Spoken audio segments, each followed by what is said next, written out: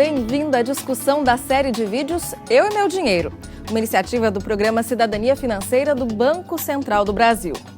Sensibilizar o cidadão a pensar sobre sua relação com o dinheiro é o desafio dos episódios que estão disponíveis gratuitamente na internet no site cidadaniafinanceira.bcb.gov.br.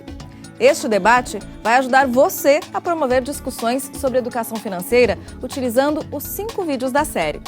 E para conversar sobre os episódios da série e a utilização deste conteúdo educativo, estão aqui com a gente João Evangelista, que é chefe da Divisão de Educação Financeira do Banco Central do Brasil, Jorge Oliveira Castro, que é professor de Psicologia do Consumidor na Universidade de Brasília, e a professora Patrícia Grazel, que é coordenadora do curso de Pedagogia EAD da Unicinos.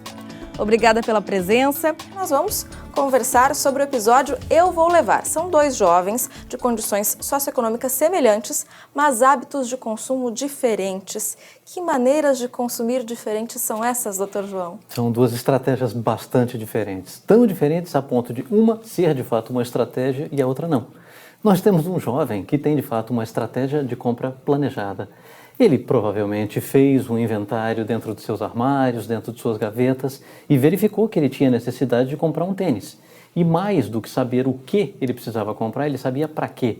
Ele precisava de um tênis para ir para a academia. Por outro lado, o amigo dele, que não tinha planejado comprar tênis nenhum, no momento em que ele se vê diante da vitrine da loja de um tênis novo, reluzente, estrategicamente posicionado, com uma boa técnica de vendas recomenda e para a qual os consumidores precisam estar atentos, ele se deixa levar pelos seus impulsos. Ou seja, ele não havia planejado comprar aquele tênis, ele nem sequer dispunha de recursos suficientes para comprar aquele tênis, e isso é fato porque ele precisa parcelar. E, na verdade, mais do que isso, no momento em que ele pergunta o preço para o vendedor e que o vendedor começa a responder, ele nem presta atenção. Ele já vai se imaginar na festa, dançando, usando o tênis. Ou seja, caracterizada aí está uma compra por impulso e não uma compra planejada. Professor Jorge, a partir do vídeo, os 2 jovens, como a gente pode trabalhar essa questão do comportamento do consumidor?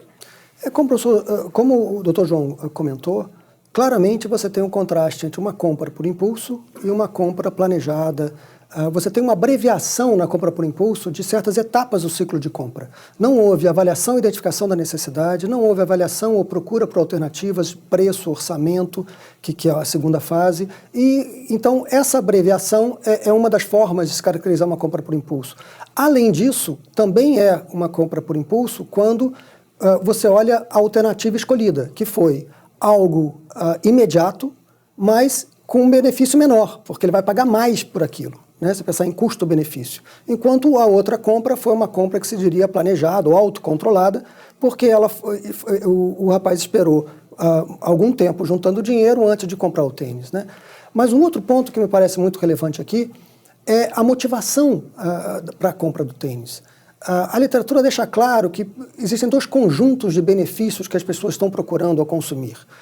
Uma é que os autores chamam de benefícios informativos. Eles são sociais, mediados por outras pessoas.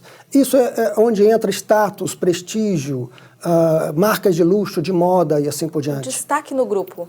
O destaque no grupo. E isso, claramente, o que comprou impulsivamente o tênis estava imaginando, o objetivo dele era impressionar os colegas com tênis, os amigos. Enquanto que o outro que comprou o tênis, ele comprou por uma necessidade, ele precisava ir para a academia. Isso é o que se chama de um benefício utilitário, é para que serve isso, né? Então, a diferença, por exemplo, qual é o benefício utilitário de um carro, basicamente? É transporte porta a porta.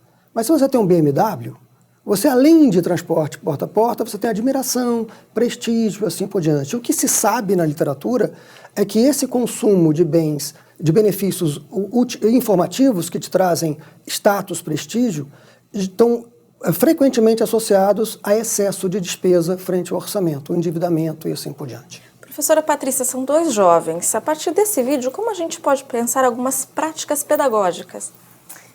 Antes de pensar na prática pedagógica, eu queria fazer um gancho com o que o Jorge trouxe, que é sobre toda essa situação que envolve o jovem para comprar. Que além dele pensar no status que ele vai ter com o grupo, é ele, antes disso, pensar no valor que ele tem e o valor do dia dele, o valor da hora dele. né, para que antes de sair comprando e tomando a decisão de comprar, ele consiga colocar na balança o status que ele quer ter diante do grupo e o valor que ele ganha, e o valor do trabalho dele, né, o valor que ele consegue adquirir diante de uma hora de serviço, o que isso representa para ele, para que ele consiga ter esses dois contrapontos. E aí, tendo esses dois contrapontos, esse vídeo pode servir para ser trabalhado a partir de uma reflexão onde o sujeito vai fazer um registro de uma explosão de ideias, onde ele vai ter dois contrapontos para pensar. Eu tenho a situação de status e eu tenho a situação de pensar na minha hora que eu ganho e valorizar essa hora que eu ganho, né? Valorizar o dinheiro dessa minha hora.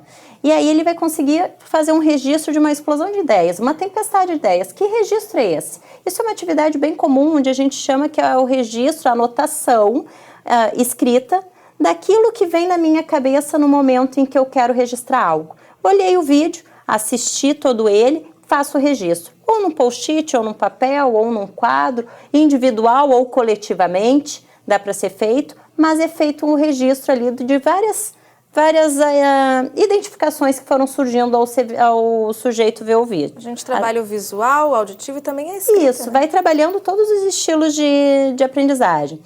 E aí, depois que esse sujeito viu, ele vai discutir com um grande grupo esses dois pontos, tanto o ponto de estar querendo contemplar o status diante dos seus amigos e também o seu valor. Contemplar e pensar quanto é que eu ganho, vale a pena, não é muito, não é pouco, e tentar fazer essa reflexão para tentar ver o vídeo novamente e aí sim refletir sobre a sua posição anterior.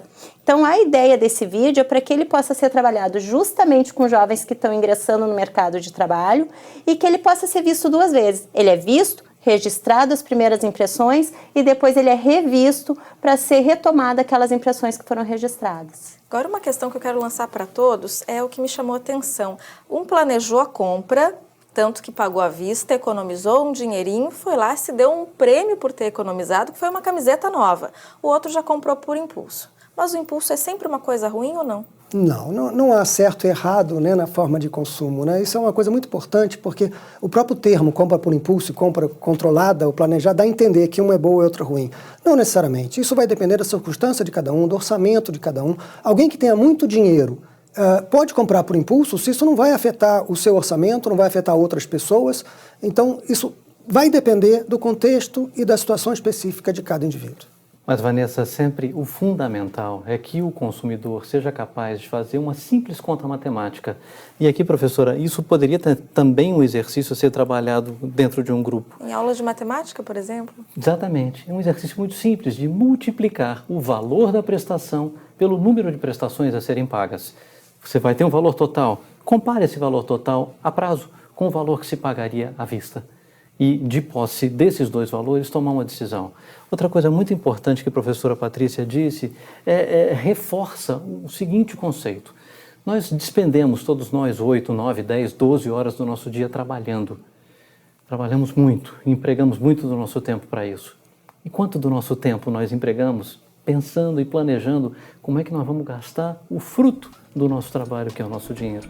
E falando em planejamento, a gente fica por aqui. Muito obrigada pela presença de vocês. Lembrando que o principal propósito da educação financeira é ampliar a compreensão do cidadão quanto ao consumo, a poupança e também o crédito. Tudo isso para que o indivíduo seja capaz de fazer escolhas conscientes quanto à administração dos seus recursos financeiros. Os 5 vídeos da série Eu e Meu Dinheiro estão disponíveis gratuitamente no site cidadaniafinanceira.bcb.gov.br. Cada vídeo traz também um guia de discussão escrito, que é outra ferramenta para ajudar você a promover debates sobre educação financeira. Tchau, até a próxima! Eu costumo comprar à vista para ganhar algum desconto. Eu gostei daquele tênis. Eu vou, eu não tenho dinheiro agora. Então eu vou começar a juntar dinheiro para não pegar, comprar, por mês, assim, né? Então eu vou pegar dinheiro para comprar à vista. Tem o cartão, você vai e compra parcelado, paga fim de mês, 30, 60 e vai parcelando. É mais prático. Compre sempre à vista. Prestação é difícil fazer.